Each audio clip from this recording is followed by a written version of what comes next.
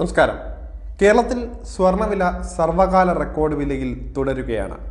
ഇത്രയും ഉയർന്ന നിരക്കിലേക്ക് സ്വർണം എത്തുമെന്ന് നേരത്തെ പ്രവചനങ്ങൾ ഉണ്ടായിരുന്നു എങ്കിലും അതിവേഗം സംഭവിക്കുമെന്ന് ആരും കരുതിയിരുന്നില്ല. ഇടക്കാലത്ത് നേരിയ വില ഇടിവ് പ്രകടമാക്കിയത് വലിയ ആശ്വാസമായിരുന്നു നൽകിയത്. എന്നാൽ അമേരിക്കയിലെ ഭരണമാറ്റം സ്വർണത്തിന്റെ വില മുന്നേറ്റം വേഗത്തിലാക്കുകയായിരുന്നു.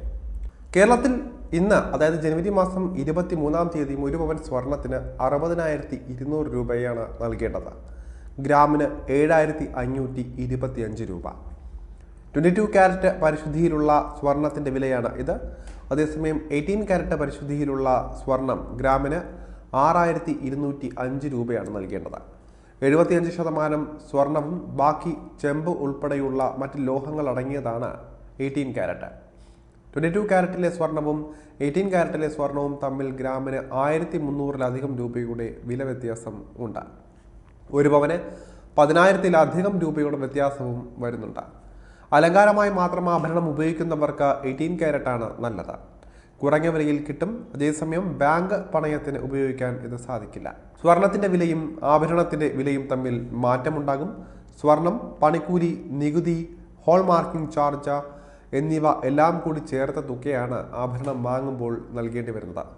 ഡിസൈൻ അനുസരിച്ചാണ് പണിക്കൂലി നിശ്ചയിക്കുക. 5% മുതൽ മുകളിലേക്കാണ് പണിക്കൂലി വരുന്നത്.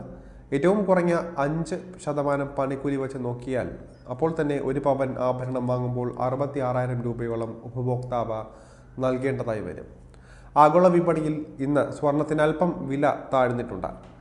ഔൺസ് സ്വർണത്തിന് $2,750 പുതിയ വില. വ്യാപാരം തുടരുന്നതിനാൽ തന്നെ ഇതിൽ മാറ്റം വരും. കേരളത്തിൽ 1 ഗ്രാം വെള്ളിയുടെ വില 98 രൂപയാണ്. 1 രൂപയുടെ കുറവാണ് ഇന്ന് ഉണ്ടായിരിക്കുന്നത്.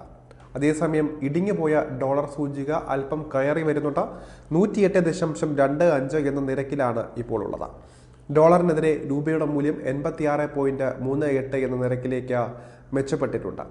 എന്നാൽ ഡോളർ ശക്തിപ്പെട്ടാൽ രൂപ ഇടിഞ്ഞേക്കാം. ഡോളർ കരുത്ത് അല്പം കുറഞ്ഞത് സ്വർണ്ണവില ഇനിയും കൂടുമെന്ന സൂചന നൽകുന്നുണ്ട്. എന്നാൽ രൂപ കരുത്ത് വർദ്ധിപ്പിക്കുന്നു എന്നത് വില കുറയാനുള്ള സാധ്യതയിലേക്കും വിരൽ ചൂണ്ടുന്നുണ്ട്. അതുകൊണ്ട് തന്നെ വിലയിൽ ചാഞ്ചാട്ടത്തിനാണ് സാധ്യത. ക്രൂഡ് വില കുറഞ്ഞിട്ടുണ്ട്. ബിറ്റ്കോയിൻ വിലയും കുറഞ്ഞിട്ടുണ്ട്. ആഗോള വിപണിയിലെ അനിശ്ചിതത്വം സ്വർണത്തിലേക്ക് കൂടുതൽ പേരെ ആകർഷിച്ചേക്കുമെന്നും അറിയുന്നുണ്ട്.